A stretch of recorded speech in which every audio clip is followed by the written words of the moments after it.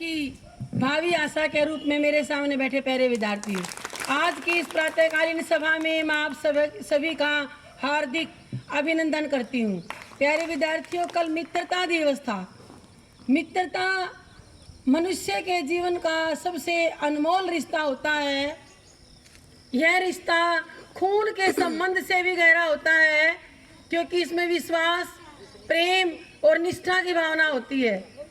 प्यारे विद्यार्थियों, आपको पता है कि जब श्री रामचंद्र जी 14 वर्ष का वनवास पूरा करके अयोध्या वापिस लौटे और उनका राज तिलक होना था, राज्याभिषेक होना था, यानी शपथ ग्रहण समारोह उनका होना था, तो तब भरत ने उनसे पूछा कि चीफ गेस्ट के रूप में यानी शपथ ग्रहण समारोह में किस किस को बुलाया जाए।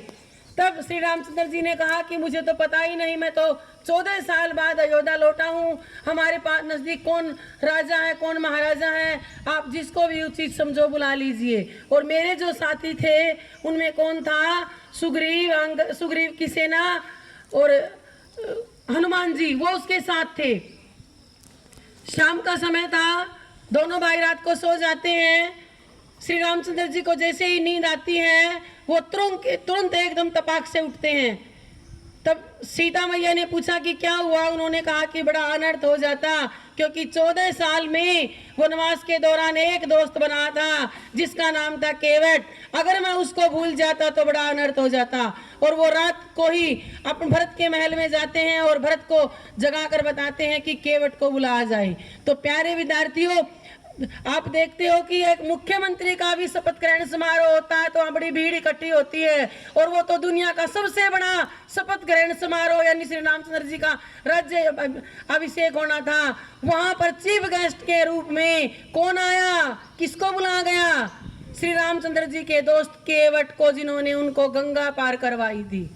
तो प्यारे विद्यार्थियों, दोस्ती निभाएं तो ऐसे निभाएं। ये दोस्ती में कोई ये नहीं होता कि कोई अमीर है या गरीब है, वहां हैसियत नहीं देखी जाती। जिसके साथ हमारा मन एकाकार हो जाता है वही दोस्ती होती है। आगे चलिए तो आपने सुना है श्री कृष्ण और सुदामा की दोस्ती। वो दोनों ही गुरुकुल में साथ पढ़ते थे, सहपाठी थे, जैसे आप बच्चे पढ़ते हो। लेकिन जब बड़े हुए तो श्री कृष्ण भगवान मथुरा के राजा बनते हैं और सुदामा एक गरीब रहता है। तब वो घर में वो बातें तो करता था कि मेरा एक मित्र था श्री कृष्ण। तब उसकी पत्नी, सुदामा की पत्नी, उनसे कहती है कि हम भूखे मर रहे हैं, क्यों न तुम अपने दोस्त, अपने मित्र श्री कृष्ण जी के पास जाओ और उनसे कुछ लेकर के आओ ताकि हमारा भरण पोषण हो सके। तो प्यारे विद्यार्थियों, आपको पता है जब सुदामा फटे हाल में महल में वहां जाते हैं मथुरा में, तो द्वारपाल उनको अंदर जाने नहीं देते। वो बार बार उन्होंने विनय करते हैं। फिर उन्होंने कहा कि तुम श्री कृष्ण को जाकर बताओ कि सुदामा मिलने के लिए आया है।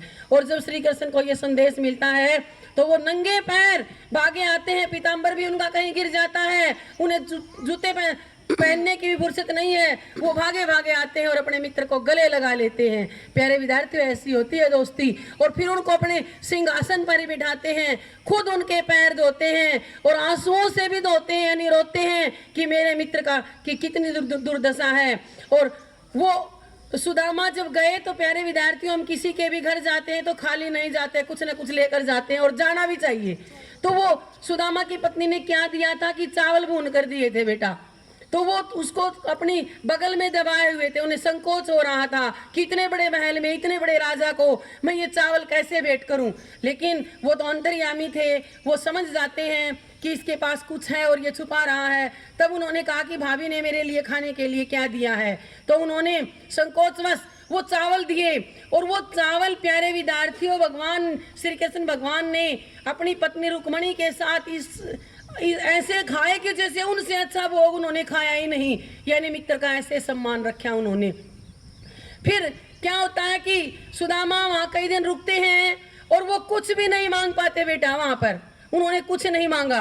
और तब सुदामा जब 6 महीने बाद यानी कुछ समय बाद अपने गांव जाते हैं तो क्या देखते हैं कि झोपड़ी की जगह पर महल है। वहां तो बिल्कुल ही कायाकल्प हो गया है, यानी श्री कृष्ण भगवान ने ये नहीं सोचा कि ये तो गरीब है, मैं इसकी मदद क्यों करूं, तो उन्होंने ऐसी मदद की कि श्री सुदामा को सारी सुविधाएं जुटाई। प्यारे विद्यार्थियों, यानी हमारा इतिहास भरा पड़ा है मित्रता के उदाहरणों से। आपको पता है कि श्री रामचंद्र जी ने सुग्रीव के साथ मित्रता की। सुग्रीव और बाली दो भाई थे।